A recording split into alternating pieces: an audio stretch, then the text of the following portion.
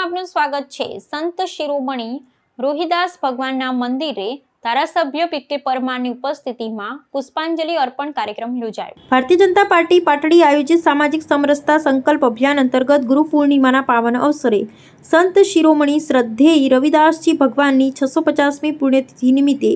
રોહિદાસ ભગવાનના મંદિર પાટડી મુકામે આરતી તેમજ દીપમાળા અને પુષ્પાંજલિ અર્પણ કરવામાં આવી। વિશેષ ઉપસ્થિતિ માનનીય પીકે પરમાર, ધારાસભ્ય દસાડા લખતર વિધાનસભા, પૂર્વ જિલ્લા ભાજપ પ્રમુખ દિલીપભાઈ પટેલ,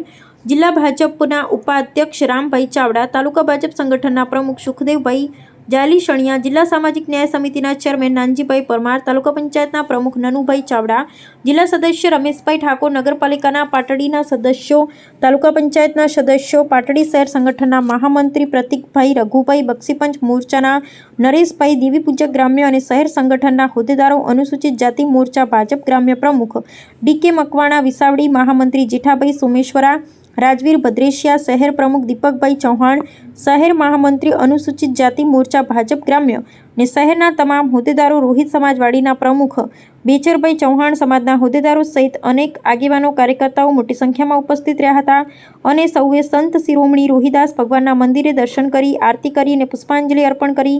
આ તકે દસાડા લખતરના ધારાસભ્ય પીકે પરમાર સાહેબની પ્રેરક ઉપસ્થિતિમાં ગુરુ પૂર્ણિમાના પાવન અવસરે સંત શિરોમણી રોહિદાસ ભગવાનની 650મી જન્મ જયંતિ નિમિત્તે શરૂ થનાર સમરસતા સંકલ્પ અભિયાન અંતર્ગત પાટડીમાં સંત શિરોમણી રોહિદાસ ભગવાનના મંદિરે શીશ નમાવી દીપોત્સવની ઉજવણી કરી પુષ્પાંજલિ અર્પણ કરવામાં આવ્યું। આ અભિયાનનો સમયગાળો 29 જુલાઈ 2026 થી 20 ફેબ્રુઆરી 2027 સુધી સમરસતાના કાર્યક્રમોમાં સૌને સાથ સહકાર આપી કાર્યક્રમમાં ઉપસ્થિત રહેવા ધારાસભ્ય પીકે પરમાર સાહેબે ઉપસ્થિત સૌને માર્ગદર્શન આપ્યું હતું। Reporter DK Makwana, Patdi.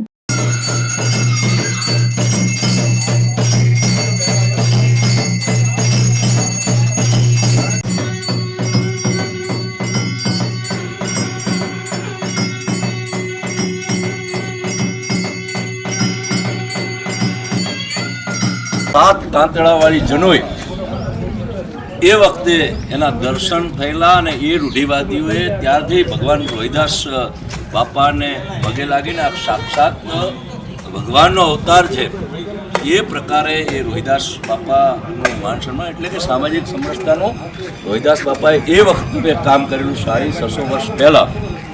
મીરાબાઈ જેવા પણ એમના શિષ્યો હતા, અનેક શિષ્યો એ એમણે કરેલા અને રોહિદાસ બાપાએ સાચા અર્થમાં સામાજિક સમરસતાનું કામ કર્યું અને એના સંદર્ભમાં સતત આજ 29મી જુલાઈથી શરૂ કરી અન્ય ઘાટ ઉપર એ નાહવા ગયા અને અહીંયાના કહેવાતા રૂઢિવાદીઓએ રોહિદાસ બાપાનું અપમાન કર્યું અને એમણે કહ્યું કે અહીંયા તમારો હક નથી। અને ત્યારે એમણે કહ્યું કે કદાચ તમે જન્મથી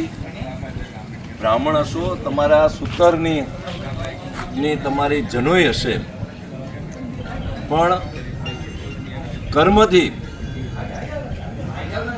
અમે બ્રાહ્મણ છીએ। 10મી ફેબ્રુઆરી સુધી સમગ્ર દેશમાં કેન્દ્રીય ભારતીય જનતા પાર્ટીના માધ્યમથી આવા ન્યૂઝ જોવા માટે સાબર આવાજ યુટ્યુબ ચેનલને સબસ્ક્રાઇબ કરો અને લાઇક કરો, જેથી હવે પછીના દરેક સમાચાર સબસ્ક્રાઇબ કરેલા હશે તેઓને નવા સમાચારની માહિતી મળી જશે।